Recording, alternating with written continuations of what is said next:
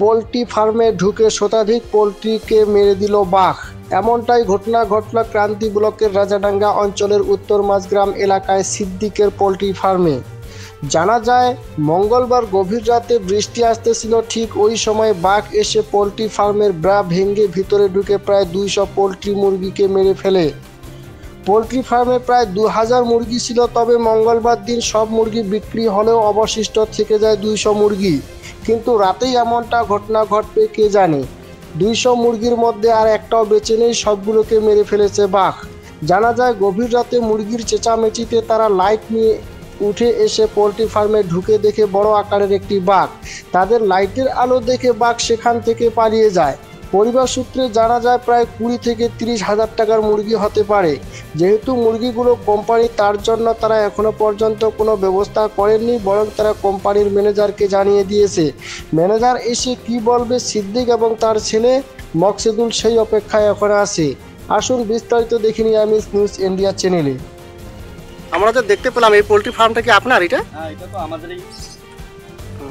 আচ্ছা, এই যে মানে পোলট্রিগুলো এতগুলো পোলট্রি মানে মারছে, এটা কিসে মারছে এগুলো?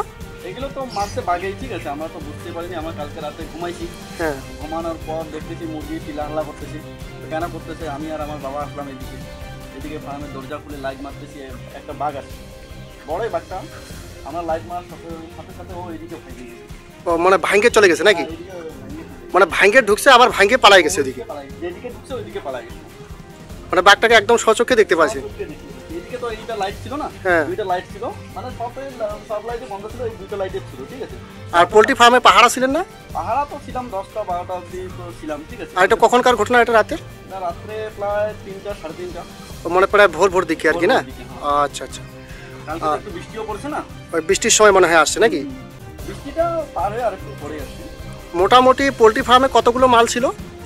মাল তো ছিল অনেকেই, প্রায় 1500-এর মতো মাল ছিল। তো কালকে 2টা গাড়ি আসছে, গাড়ি 2টাতে মানে ফুল হয়ে গেছে, আর 200 পিসের মতো এখানে রাইখে দিচ্ছে। এগুলো আজকে নিয়ে যাওয়ার কথা, ঠিক আছে। তো এগুলো তো এখন সব নষ্ট হয়ে গেছে, একটাও বাঁচে নেই? একটাও বাঁচে নেই, সবগুলোই এরকম হয়ে গেছে। তো বাঘ যে মারছে, বাঘ তো ওইটা পুরোটা খায়নি, শুধু কি করছে, খালি মেরে মেরে ফেলছে? খালি ওই সেটা মানে বুকের জায়গায় আঘাত করছে, মানে রক্তটা মনে হয় খেয়েছে, ব্লাডটা। আর বাকিটা তো এরকম করে দেখো এরকম অবস্থা হয়ে গেছে। প্রায় কত পিস আছে এখানে? এখানে প্রায় 200 পিস আছে, মানে 202টা ছিল, তো 2টা আগেরই মারা ছিল, তো 200 পিস ছিল। মোটামুটি কত টাকার মাল হবে এটা একটা অনুমানিক করছেন? এইখানে আছে ম্যাক্সিমাম 25,000-30,000 টাকা। তো এটা নিয়ে কি কোনোখানে যোগাযোগ করছেন যে এই যে একটা ক্ষতিপূরণের ব্যবস্থা, এটা কি আপনার মানে কোম্পানির আন্ডারে নাকি এটা আপনারা নিজেই করছেন? এটা তো আমার কোম্পানির আন্ডারে। কোম্পানির আন্ডারে নাকি? সোনা কোম্পানি, ঠিক আছে, মালবাজার ব্রাঞ্চ। তো এইখানে আমি এখন ওই ম্যানেজারকে ফোন করলাম, ম্যানেজারও তো বলতেছে কী করা যায়। তারপর ম্যানেজার বলতেছে হেড অফিসে ফোন কর, হেড অফিসে ফোন করলাম। তো ওরা বলতেছে এরকম করে থাক, আমরা আসবো, ওরা আসবে আর কি একটু পরে। আচ্ছা, ওরা আইসে কী বলতেছে দেখি, ওরা যেটা বলবে ওটাই। আপনার নাম? আমার নাম মকসুদুল। আর এটা জায়গাটা কোন জায়গা? এটা উত্তর মাঝগ্রাম, রাজাডাঙ্গা হাই স্কুলের পাশে। আমাদের চ্যানেলের পক্ষ থেকে সকলকে জানাই আন্তরিক শুভেচ্ছা এবং অভিনন্দন। আমাদের চ্যানেলে প্রতিনিয়ত খবর পেতে আমাদের এমএস নিউজ ইন্ডিয়া চ্যানেলটি সাবস্ক্রাইব এবং ফলো করে পাশে থাকবেন।